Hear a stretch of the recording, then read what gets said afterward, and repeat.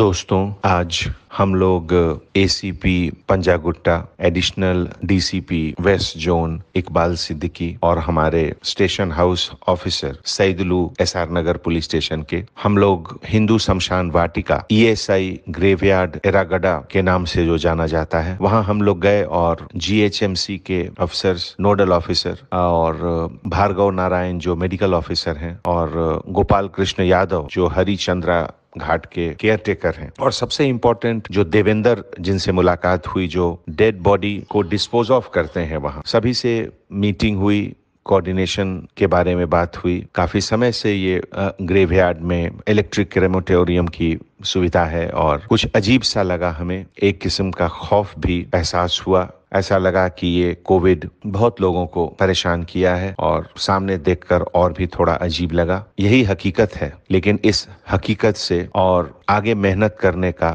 हौसला भी मिलता है। डेड बॉडीज के डिस्पोजल जो मिनिस्ट्री ऑफ हेल्थ की तरफ से एसओपी बताई गई है, उसके तहत की जाती है। ईश्वर उन तमाम मरहूम लोगों की आत्मा को शांति दें, परिवारों को शक्ति दें कि इस सदमे से बाहर आएं। हम सभी को बेहतर समझ दें कि हम लोग हमेशा मास्क यूज करें, सोशल डिस्टेंस 2 गज की मेंटेन करें और अपने शहर को ज्यादा से ज्यादा बचा कर रखें।